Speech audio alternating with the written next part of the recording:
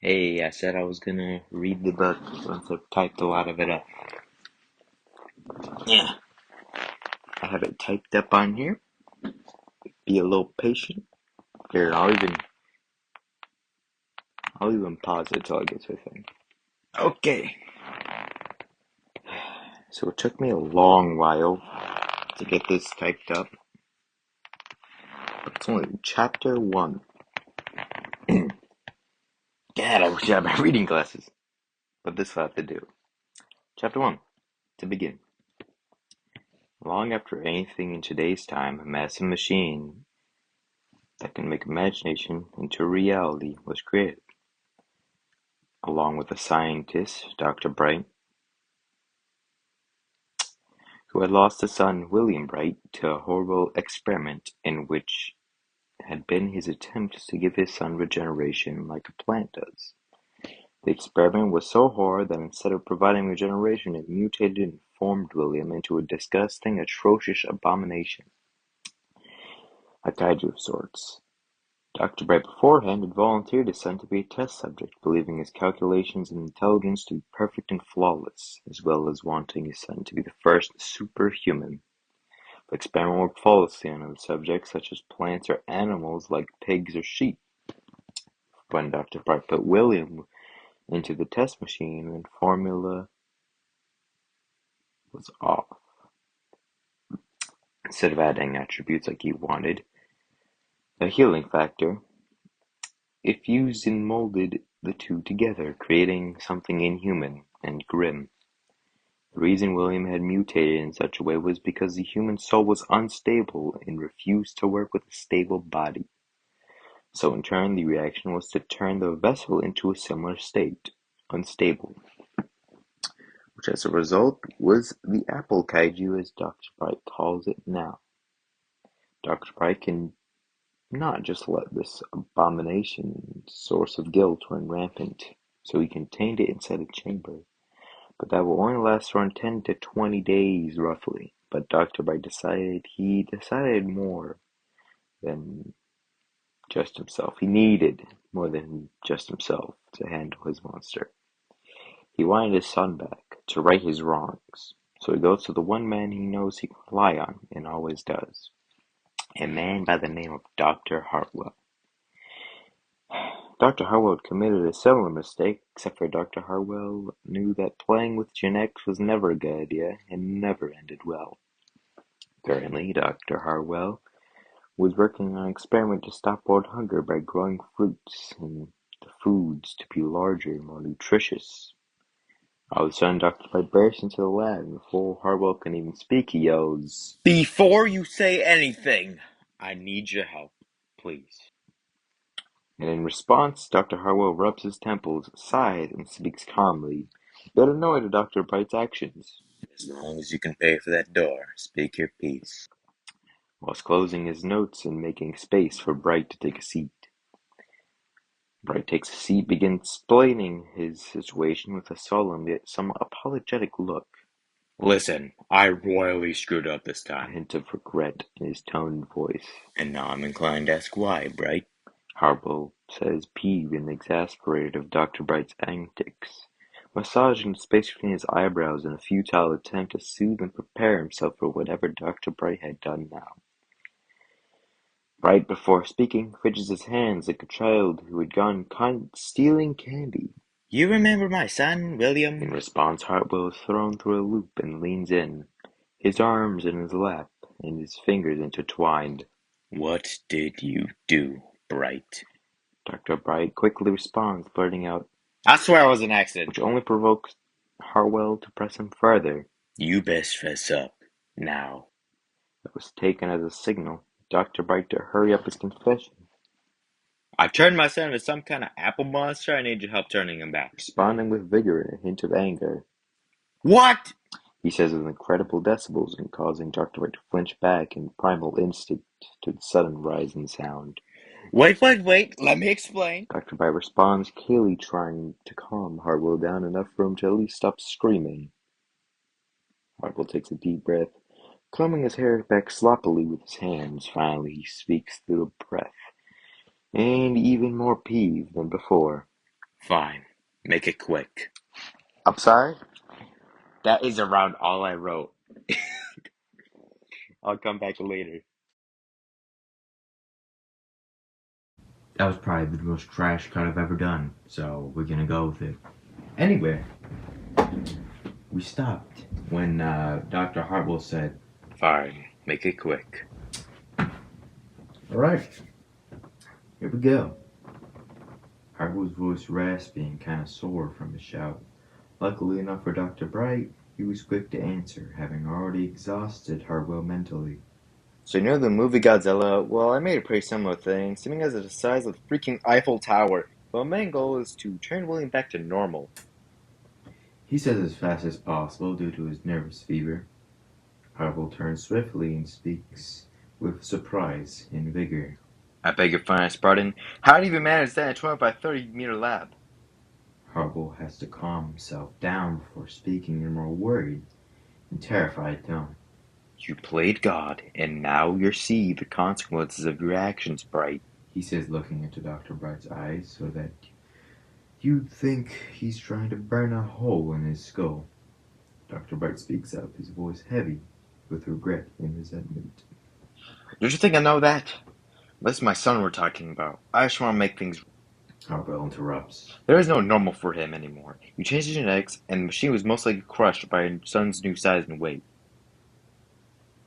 Bright refuses to accept this as reality and defiantly raises his voice. No! We have to get him back. We need to find a way. Hartwell speaks coldly. What we need is to do our job. He says, getting very close in Dr. Bright's face. And that is to either contain that thing or kill it. Dr. Bright hates to admit, but it's his job above all else. Okay, but how are we supposed to take down a giant? He says, trying to at least get a plan going despite how he feels. He was genetically mixed with a plant, right? Hartwell says. Well, yes, but he's far more than just an apple now, obviously. Bright says sarcastically. Will plants burn? Perhaps we need fire or chemicals. I know we have either one of those in bulk at a warehouse at the Site 04. This encourages Dr. Bright to spitball his ideas. So we could set up a trap or an ambush with the task forces to capture him? Hartwell smirks at the idea. Sounds like a plan to me. But how will we tell the others? The comms are busted so we can't communicate with the neighboring sites. In response, Bright's expression becomes thoughtful for a moment or two. We could try driving for him. Maybe there's most likely a van or some kind of vessel in the garage if it wasn't destroyed by my accident. Which provokes an eye roll from Hartwell. Yeah, let's just get going before you make King Kong next. He says, walking to the exit, looking back at Dr. Bright to signal him to follow along. Dr. Bright falls close behind whilst they walk with a sense of purpose to the garage. Upon arrival at the garage, they look around to get to the key box, testing each of them until they hear an audible beep from the garage. Heading to the back of it, Dr. Bright pauses before speaking.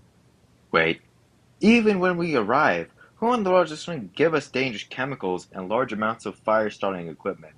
It's not like that's a casual task to ask from one of the staff. As Bright spoke, Hartwell waves his hand dismissively and speaks. Don't worry about it. I know a guy.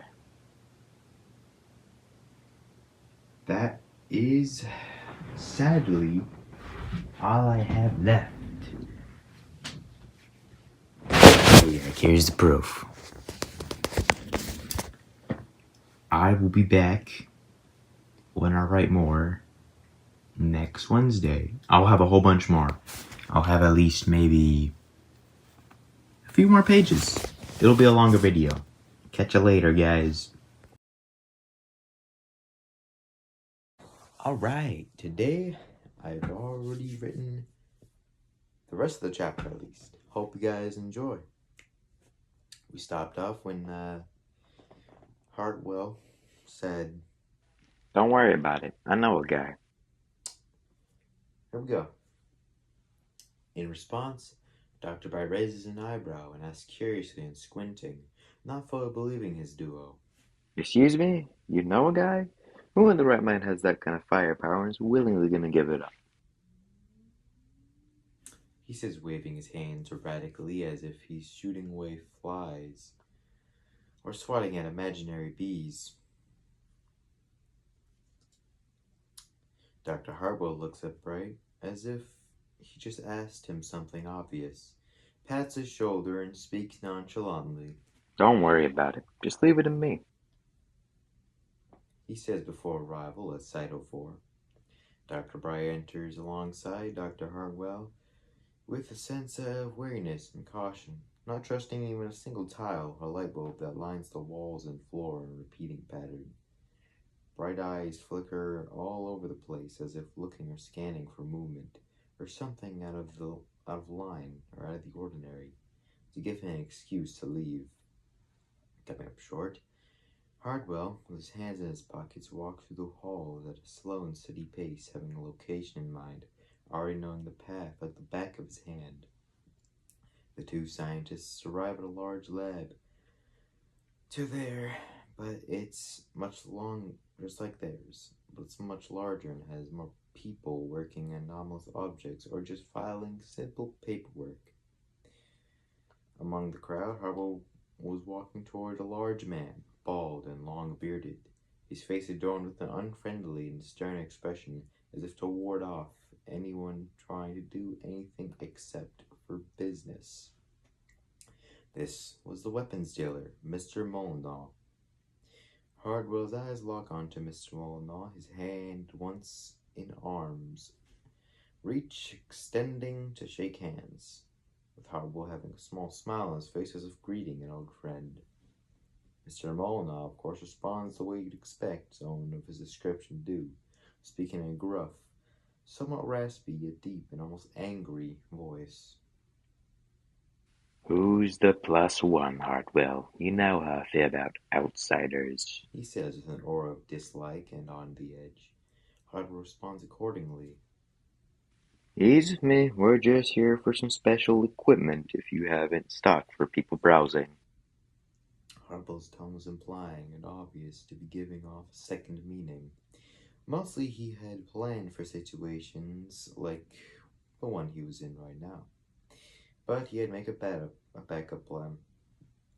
Molyneux looks between Hardwell and Dr. Bright, his eyes flicking and almost scanning the pair in suspicion before he lifts his hands and gestures to follow him. Fine, but tell your friend to hurry up and don't touch anything, he says, biased to Hardwell. Dr. Bright pouts like the child he really is on the inside, huffing but still following Hardwell wherever the weapons master was leading him. Time flies like a blur before either of them know it. They see a large container full of what smells like exactly what they need. Flammable, explosive, and destructive gasoline, along with giant nets, large artillery rounds fit for tanks or larger. Mr. Molyneux pauses and turns to the duo of scientists and speaks expectantly. Well, this is what you paid for, so this is what you're getting. Is anything missing from the list you wanted? Responding satisfied and in awe, Dr. Hartwell says, Yeah, this is actually perfect. Thanks. and before anything else, Dr. Bright is already wandering around touching stuff, quickly receiving a slap on the back of his palm from Mr. Molyneux. What did I just say 10 minutes ago? Do not touch anything. Molyneux says, scolding Bright, steaming with anger, showing that he had not only a short fuse, but was also quick to act harshly. Dr. Bright yelps. Ow! You didn't have to hit me. Whining, invoking a chuckle from Hardwell before he goes to speak with Molyneux. Sorry about that. He's a bit numb in the head. In response, Molyneux nods, agreeing. Yeah, no kidding. Before any more conversation can be upheld, a woman walks through the double doors of the lab, sighing and catching an eye of the trio. Another 5-minute session. I hope you guys liked the writing. Whoever's watching this, hasta luego. Hey, my friend asked me to,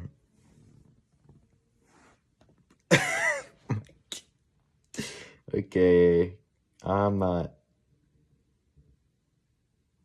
Yeah, she's on the document right now as we speak.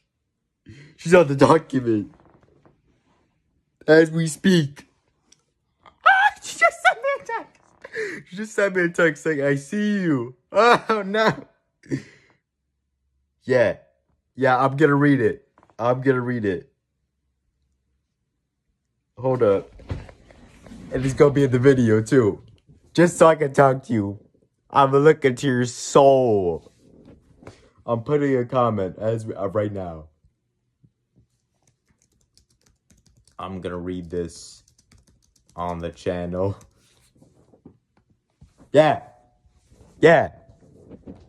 You wanted this. Please don't. Okay, if you're wondering why, if you're watching this and you're not the person I'm talking about, I know who you are. Yeah, we both know who I'm talking about. I know you're watching. I know you're watching. You're welcome, by the way. You're welcome.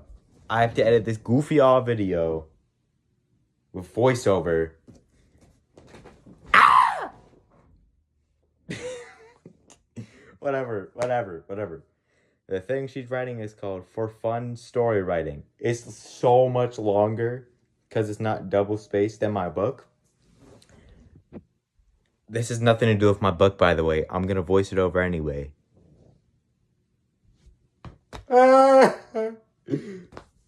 Okay. This is a fanfic made with my friend, Alexa. Shout out. She's writing a book. My friend Mark is writing a book. I might have to ask to read that later on the channel. Maybe it might become a reading channel, okay? We're gonna try and do my best. Alexa, once you've gotten to this part, rate it. 1 through 10. 1 through 10. Give me a grade. F to A. A plus. To S. Yeah, we got that right. Okay. Let's hop into this. Late on a cool fall night, Philza sighed, looking through his window at the sky. Yes, I said Philza. It's a fanfic. Shut up. Philza sighed, looking through his window at the sky. Clouds move by without care, like buds of cotton flowers. The deep blues, purples, and pinks of the sunset bringing a sense of calm over the land. That would be said if you lived a simple life. Not Philza. He was going to be up late again, he knew it. He sighed, looking at the papers, journals, and maps strewn around across the desk like a tornado that had passed through the room. He reached up, running a hand through his messy hair, slightly greasy as he hasn't bathed the night before.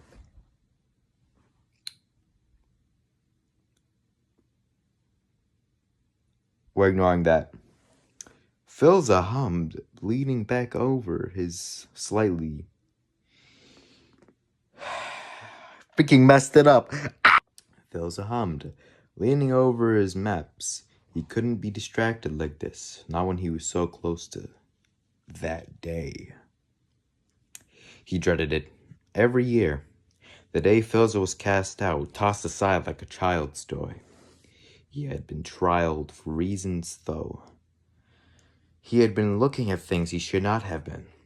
For now, though, he tried to ignore the thoughts nagging at the back of his mind, almost like vines constricting a tree, sucking the life from him. He was pulled from his mind and work by a familiar pattern of knocks on his office door.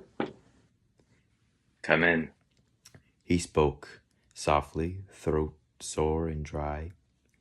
The door of the room, old and adorned with nicks and chips from his crows, gently creaked open. Philza smiled, seeing a familiar head of pink hair and long, fur-lined cloak, and of course many earrings. It was Techno, his partner, his other half. He smiled at the piglin. He knew what was coming. Phil spoke gently. Techno spoke gently. You're overworking again. Phil's aside, sitting back into his plush desk chair. I know. He lazily replied. And, I'm going to make you take a break. The piglin replied, sighing at his partner's lack of self-preservation.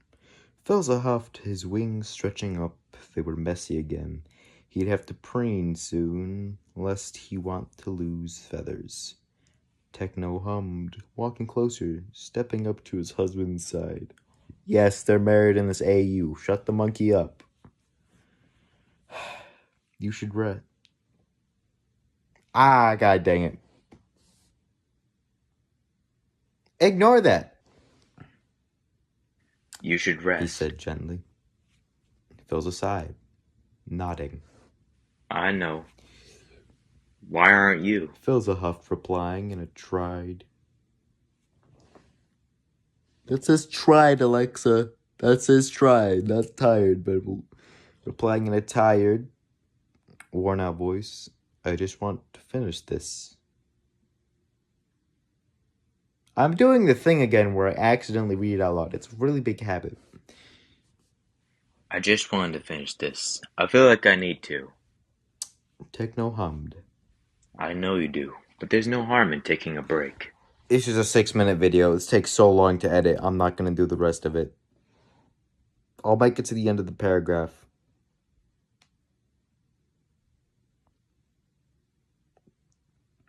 Techno reached out, rubbing Phil's shoulders gently, working on the avian's wings joints until they were tight, which were tight with stress. Let me help. Techno stated in a kind and worried tone. Philza nodded, relaxing back into Techno's hold. The avian sighed, feeling the tension slowly leave his body as Techno massaged his sore muscles. Philza hummed. Can you help me preen later? He asked quietly. Techno nodded, nuzzling his head into the avian husband's. Of course, dear. Philza smiled. Thanks.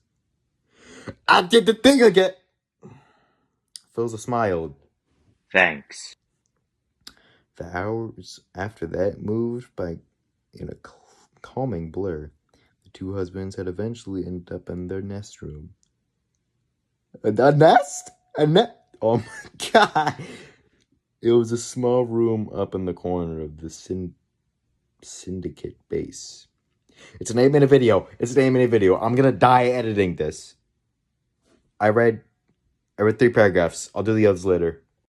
Why would you do this to me? Hello, everybody. Currently... Oh, hold on. Let me put my earbuds in so I can muffle out any other sound. Give me a second. Okay, there we go. Earbuds in. So, cancer! Anyway. I don't even know if I'm gonna get canceled for that. I believe we left off when,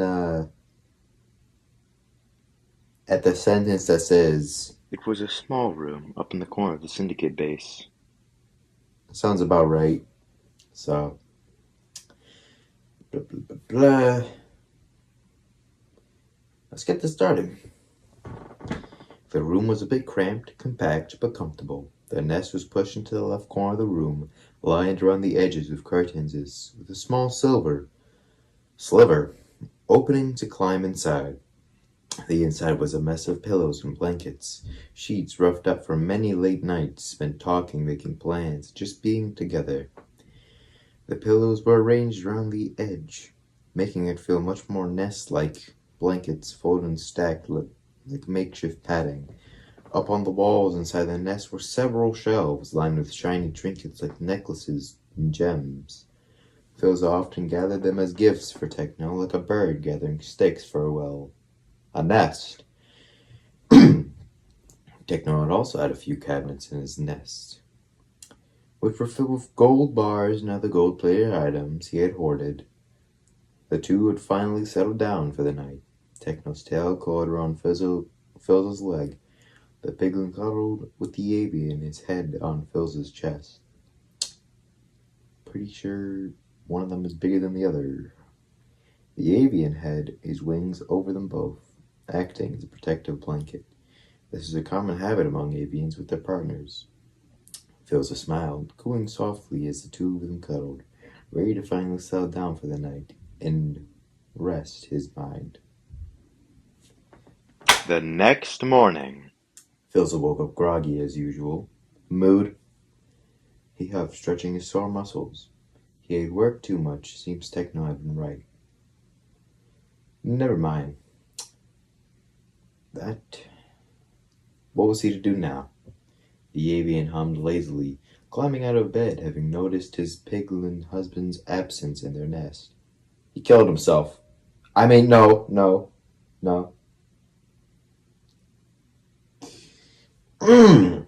Back to the story.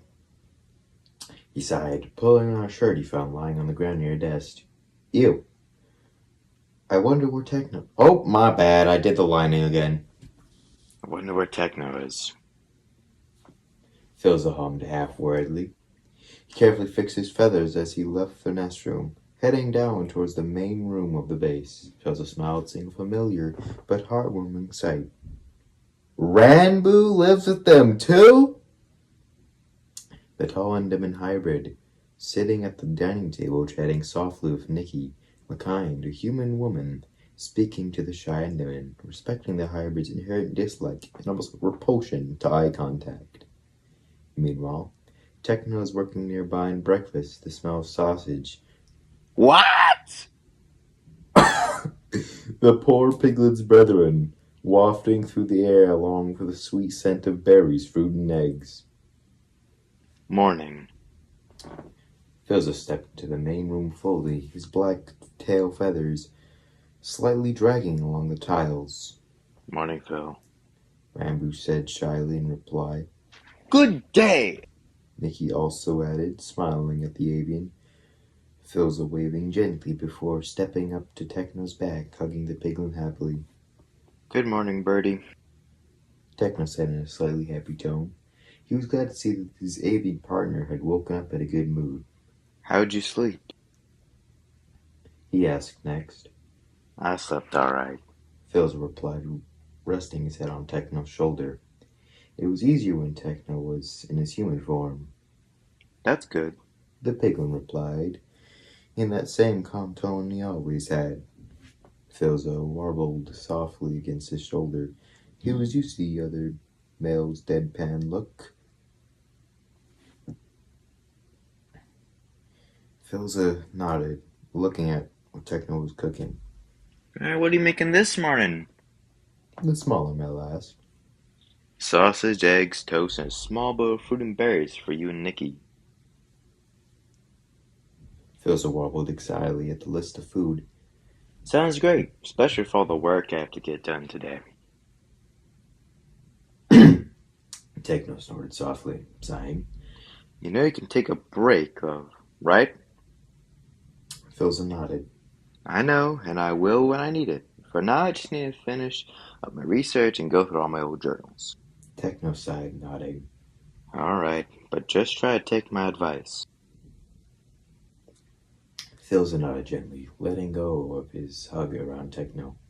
He gently kissed Techno's cheek before going to join Ranboo and Nikki at the dining table. 5 minutes. I'll give you 5 minutes a day of this. But I'm done because I still have to edit this and it's gonna be pain. Hasta luego! Yeah, my brain hurts. My brain hurts. Hello. Today we're reading Goofy Off fanfic again, because I was paid this time. We stopped at, with Ranboo and Nikki at the table. The things I do. Alexa, I swear to God, I'm talking directly to you through breaking the fourth wall. Later in the day, Philza was in his office as expected. He was crouched over his desk, poring over maps and old journals from his first few years of being banished on Earth. The avian was lost in the pages, spending the hours of daylight absorbed in his work. Phil's aside, deciding eventually to take his husband's advice and take a break from his maps. Really, bro? Addiction? He stood up, his back cracking softly as at the sudden stretch of previously tense muscles. What? Walking out of his office, he decided to go visit his crows for a few hours. What?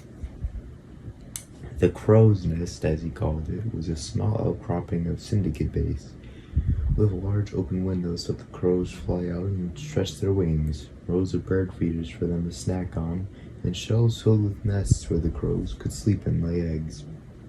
Phil aside, stepping into a large domed room.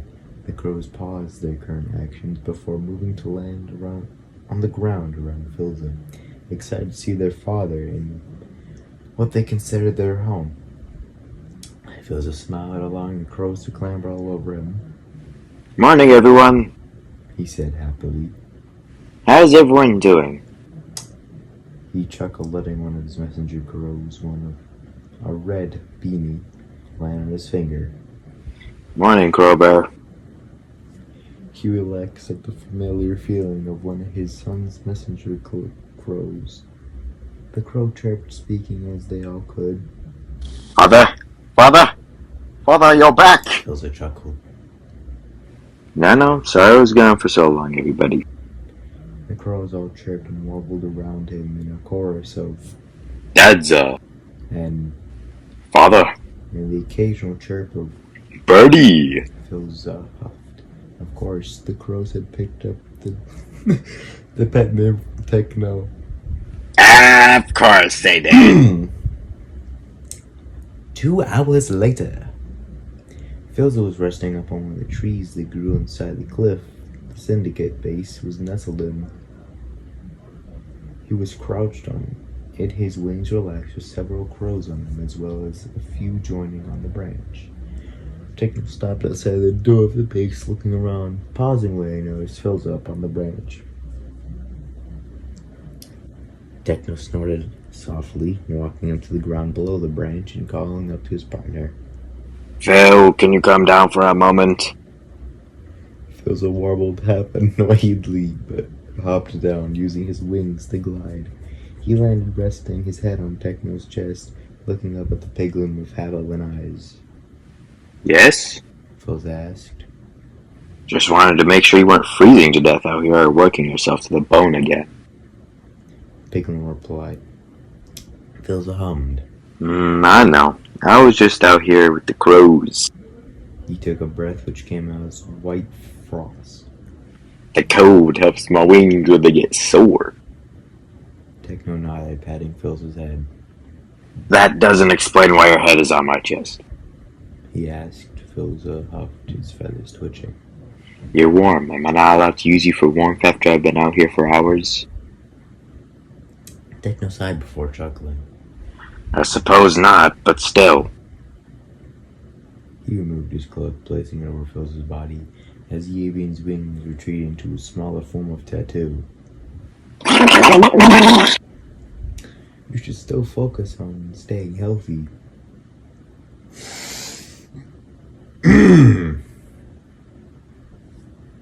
You should still focus on staying healthy. You may be immortal, but that doesn't mean you can't get sick, my dear.